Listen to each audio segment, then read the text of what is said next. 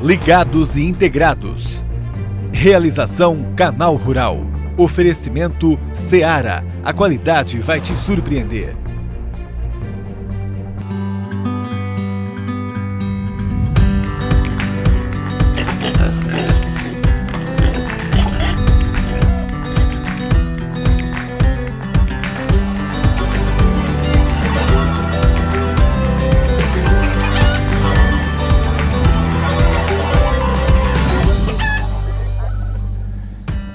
Ligados e integrados no ar, um bom dia para você! Hoje vamos falar de inseminação artificial, essa técnica que cresceu demais na suinocultura. Ainda sobre os suínos, vamos responder aquela sua dúvida em que paira sobre a maioria. É verdade que a carne suína é mais gordurosa? Será? Também tem as notícias do setor e a previsão do tempo. Então fique com a gente até o meio-dia. Vamos começar então com o nosso conteúdo especial de hoje. A dica é sobre inseminação artificial nos suínos. Inclusive, o Ligados e Integrados fez uma enquete no Instagram. Na sexta-feira, vocês lembram, o nosso quadro aqui, o Conectados e Integrados, e perguntou para você qual tipo de inseminação é mais indicada para suínos. E a gente colocou lá as opções, né? Convencional e pós-cervical. Como vocês veem aí, a pós-cervical, a grande maioria acha que é essa daqui, né? Mas será que a resposta da maioria tá certa, hein? Vamos ver na reportagem que a Júlia Fabre preparou pra gente, junto com os produtores e os extensionistas. Lá tem a resposta, hein? Presta atenção. Bom dia, Júlia! Oi, Pablo, bom dia para você, bom dia para todo mundo. A inseminação artificial vem sendo aprimorada e é amplamente utilizada na suinocultura. A técnica está relacionada ao melhoramento genético, à redução dos custos de produção, entre outros objetivos. O extensionista Cleiton Trevisan, lá do Paraná, falou ao programa sobre as vantagens da inseminação artificial e sobre os cuidados que o procedimento exige. Vamos ver. Olá pessoal, hoje estamos aqui na propriedade do senhor Roberto Westphal, integrado da Seara Alimentos, no município de Castro, Paraná. Vamos falar um pouco sobre o procedimento de inseminação artificial. O procedimento de inseminação artificial tem sido amplamente difundido no Brasil a partir da década de 70 e 80. Atualmente podemos dizer que é uma técnica utilizada em 100% das propriedades com sistema industrial de produção. O processo é um processo simples que consiste na deposição do sêmen no trato reprodutivo da fêmea com o auxílio de algumas pipetas e catéteres. No início utilizávamos pipetas reaproveitáveis. No entanto, essas mesmo após higienizadas apresentavam um risco sanitário grande. Atualmente, buscando minimizar esse risco, utilizamos 100% de material descartável. A maioria das granjas no sistema de integração está utilizando o sistema de inseminação artificial pós-cervical, a qual colocamos o sêmen no interior do útero da fêmea com o auxílio de catéter. Essa técnica tem permitido diminuição do volume de sêmen e redução do uso de mão de obra, onde um funcionário consegue inseminar até uma fêmea por minuto. Além da rapidez no processo, outro grande benefício é a utilização do pequeno volume de sêmen, o que nos permite utilizar melhor os machos de melhor valor genético que temos no rebanho. Isso nos permite imprimir de forma mais rápida características desejadas, como qualidade de carne e produtividade, o que nos permite reduzir o custo e fazer com que o produto chegue ao consumidor de forma mais barata. Muito legal, obrigado a essa equipe aí que mostrou tudo pra gente em detalhes, hein? E agora a gente continua aqui, como sempre, com um especialista para tirar nossas dúvidas. E hoje quem vem aqui à nossa sala de estar é o Éder Batalha, médico veterinário. Bom dia, Éder. Bom dia, Pablo. Bom dia a todos. Éder, conta pra gente aí, a inseminação pós-cervical, né, que a gente viu na reportagem ali, ela começou a se difundir mais a partir de quando, hein?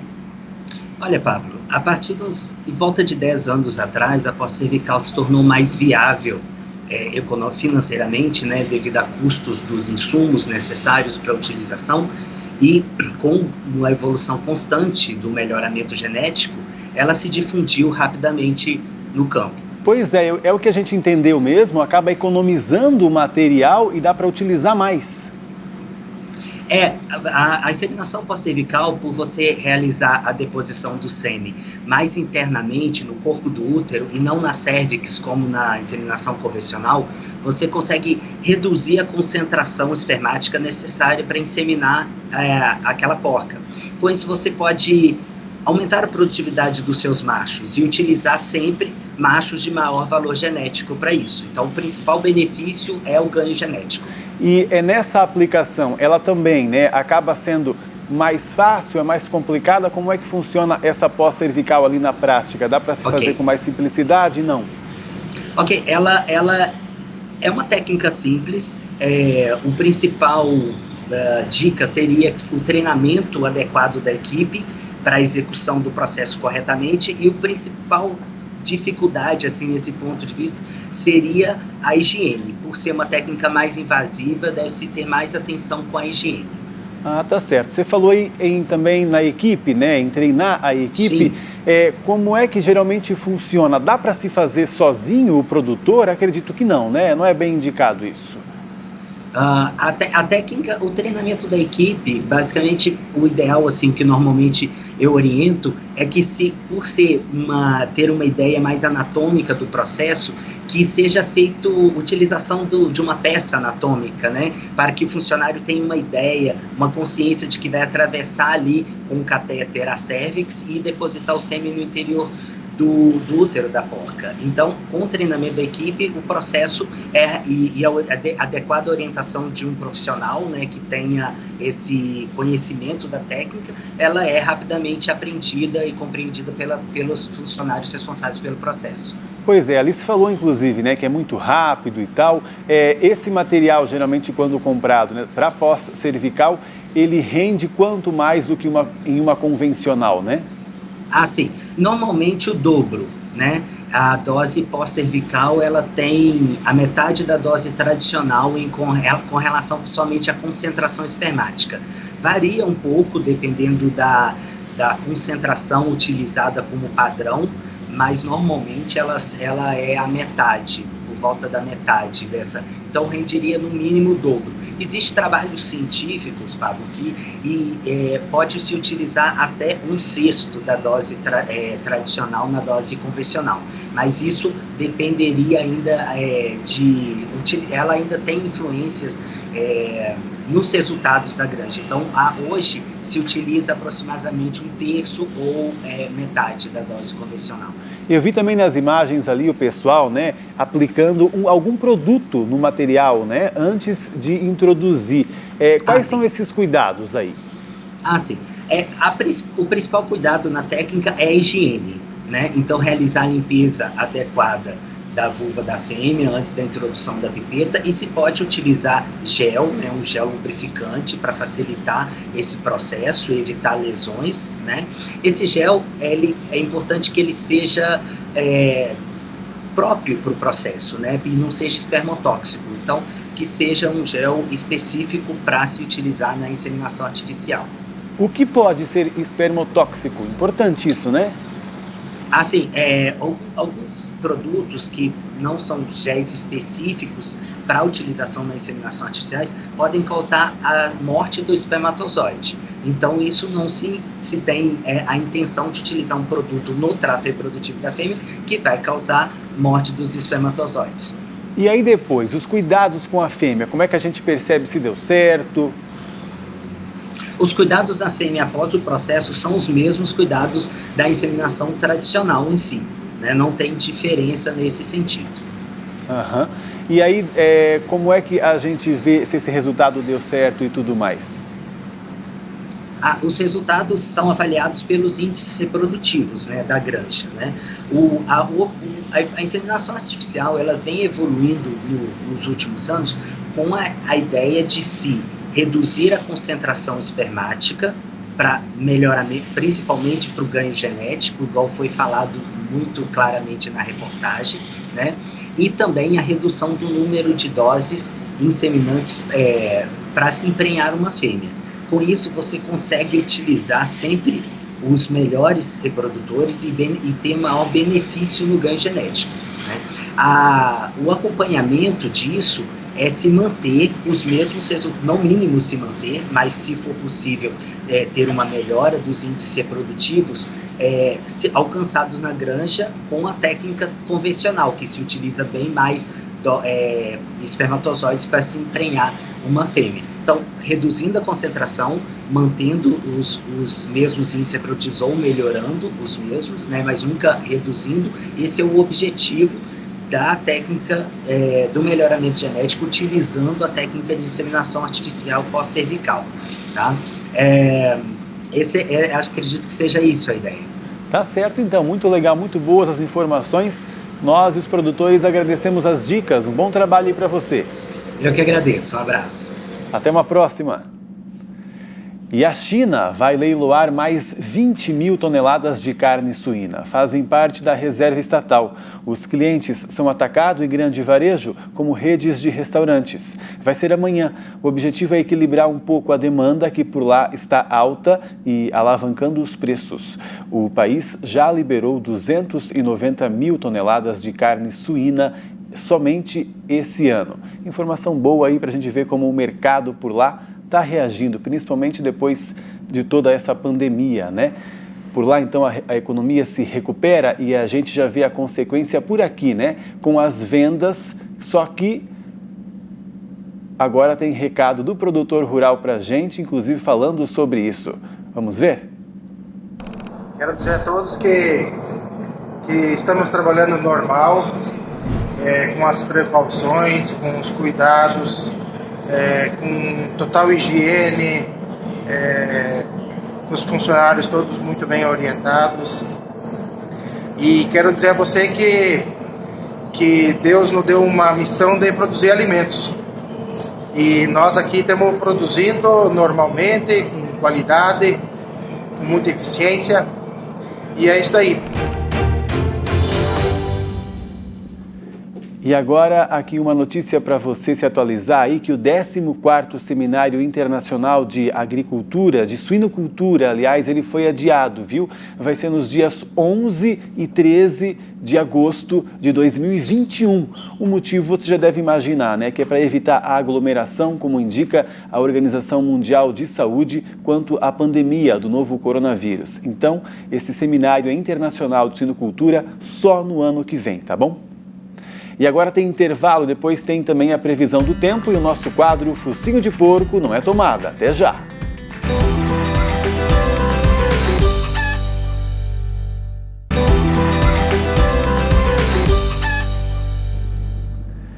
Ligados Integrados de volta para você, e antes da gente retomar as informações aqui, ligue a câmera do seu celular e aponte para esse QR Code que vai levar você para o aplicativo do PicPay. Baixe e lá dentro o app vai mostrar para você uma central de doações.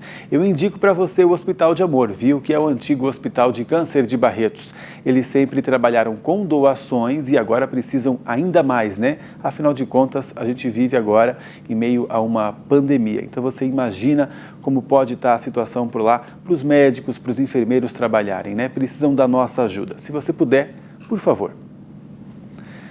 E quase 13 mil frangos morreram de uma só vez em um assentamento no município de Gazibaba, na Macedônia do Norte, país que fica na Europa.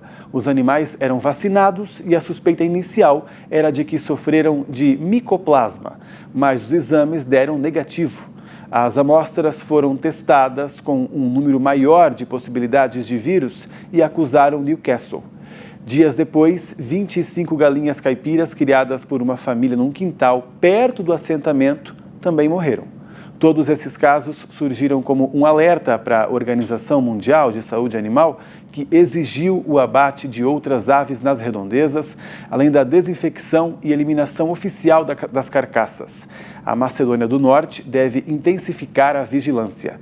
E a Europa está bem preocupada aí, tanto com Newcastle, tanto com a peste suína africana, hein? Por aqui no Brasil, graças a Deus, né, estamos seguros por enquanto.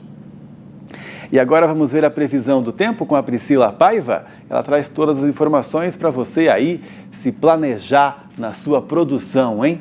Bom dia, Priscila. Olá, Pablo, tudo bem? Vamos ver como fica o tempo nessa terça-feira. A gente tinha adiantado na semana passada que teríamos frente fria. A gente teve a frente fria que passou, só que apenas em algumas cidades do Rio Grande do Sul é que ela provocou um volume mais elevado. Foi o caso de Santiago, que teve 50 milímetros acumulados no início desta semana.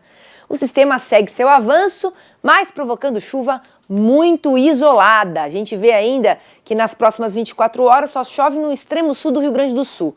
Todo o Brasil aqui central, incluindo o Paraná, que precisa de umidade para o milho segunda safra, não tem. Vamos ter tempo seco. Chove forte também em todo o leste aqui do nordeste do Brasil, incluindo Salvador, que teve um fim de semana complicado, com chuva volumosa. Aliás, já é o abril mais chuvoso desde 2015, com mais de 380 milímetros acumulados. Isso atrapalha o embarque nos portos, né? E a gente vê que a chuva também continua bem volumosa na faixa norte. A gente segue com veranico em alguns locais. No sul de São Paulo, na cidade de Registro, a gente tem mínima de 14 graus e máxima que chega aos 34. Você já consegue imaginar uma oscilação de temperatura de 20 graus? Haja saúde, Pablo! É o que a gente está vivendo com essa massa de ar seco em diversas áreas do interior do Brasil. Amplitude térmica, que é uma característica típica do outono, tá?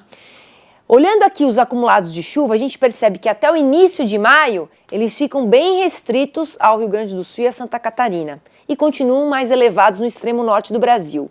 A partir do dia 3, 4 de maio, vai voltar a chover no Paraná com 30 milímetros, mas talvez não seja o suficiente, o necessário para os produtores aí de milho segunda safra. Você me pediu uma cidade do sul do Brasil, a cidade de Itapiranga. A gente vê que o volume de chuva é de 56 milímetros em um mês, bem que poderiam ser em uma semana, mas não é o caso. E vamos verificar comigo, agora, olhando o gráfico de temperatura, para ver se realmente aquela onda de frio que a gente estava falando viria realmente na segunda quinzena de maio. Vem mesmo para Itapiranga, lá pelo dia 18 de maio, com uma mínima prevista de 2 graus, chance sim de geada na segunda quinzena de maio, e nós vamos ficar de olho. Amanhã eu vou trazer uma previsão especial para Clivilândia, que fica no Paraná, para a gente ver que o problema não está só agora na falta de chuva, o problema já vem lá de trás, há um ano. Porque se está ruim agora, é porque já estava ruim antes, né, Pablo? Obrigado, Priscila, legal, né? E ela trouxe informação boa ali, realmente, de amplitude, hein, gente? Numa diferença de 5 dias, também uns 20 graus em temperatura, também lá para Santa Catarina, hein? Fiquem atentos aí com os animais, porque essa amplitude aí, às vezes, né? Eles também não aguentam assim como a gente, também podem ficar resfriados, hein? Então vamos ficar de olho neles aí. E você já deixou de comer carne suína, achando que ela tem mais gordura? Que talvez poderia até fazer mal para o seu coração? Às vezes tem até gente que sofre de colesterol, diabetes e deixa de comer esse tipo de carne. Mas não é bem assim. E aqui nós temos um quadro que você sabe, né? Explica aí os mitos sobre o nosso setor.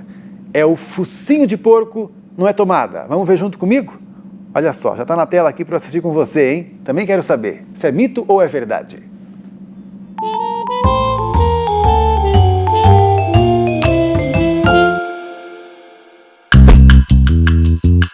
É claro que existem o bacon e o torresmo, que, como qualquer alimento mergulhado em óleo, tem bastante gordura. Mas até os nutricionistas dizem que, lá de vez em quando, no fim de semana, pode sim. Mas saiba que, da década de 80 para cá, o suíno perdeu 31% da gordura graças aos programas de melhoramento genético, atendendo aí melhor às demandas do mercado consumidor. É uma carne saborosa e nutritiva, rica em vitaminas e minerais. A carne suína possui maior quantidade de gorduras boas, as chamadas insaturadas, muito mais do que as ruins, que são as saturadas. E um corte magro, como o lombo, por exemplo, é fonte de proteínas, vitaminas do complexo B, fósforo, potássio e zinco, além de apresentar menos colesterol que a carne vermelha.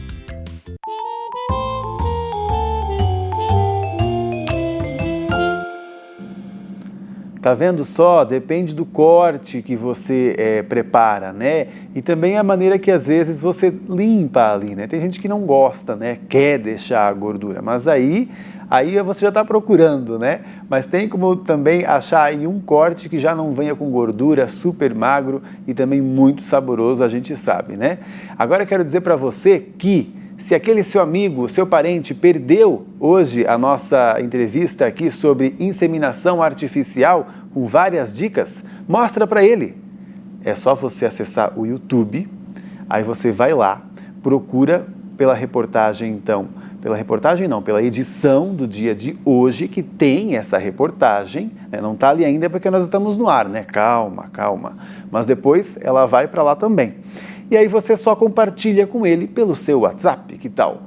E aí você já está aí. Às vezes seu amigo tem uma dúvida, né? Como é que faz, hein? Olha, estou com preguiça hoje, eu estou sem tempo. Vou te mandar aqui o link do Ligados e Integrados.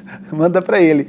Tem lá todos os dias, você sabe, com conteúdo especial aqui para você. Por exemplo, lá o dia 21/4, lembro bem, foi um dia muito bom que a gente falou sobre a limpeza das granjas, né? Que tem aí um jeito certo, produto certo, época certa, né? A Jalusa Deonquish, que é pesquisadora da Embrapa, participou aqui com a gente e trouxe várias dicas para você aí então melhorar a sua produção. Legal, né? Já no nosso Instagram, aí você vê um pouquinho dos nossos bastidores aqui, o que a gente está preparando, e também tem esses quadros aí curiosos, como o Focinho de Porco Não é Tomada, o Criar é Ciência, tudo no nosso, então, Instagram Ligados e Integrados, que está crescendo bastante, nosso Instagram, hein? E lá também você se vê, olha só, como tem produtor rural aí. Aliás, tem mais produtor rural do que a gente valoriza aí o pessoal que participa aqui com a gente, tá vendo só? Esse é o Ligados e Integrados, feito, então, para você e com você, tanto aqui na TV quanto nas redes sociais. E o programa de hoje fica por aqui, mas a gente tem um encontro marcado então, hein? Nessa quarta-feira, 11h30 da manhã, aqui no Canal Rural. Eu já vou adiantar para você que amanhã tem uma edição super especial aí, com um tema muito bom para a sua produção, hein? Não perde, até lá!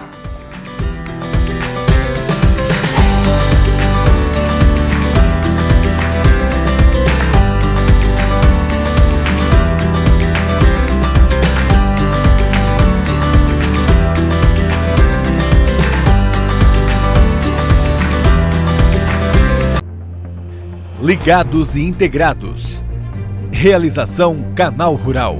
Oferecimento Seara. A qualidade vai te surpreender.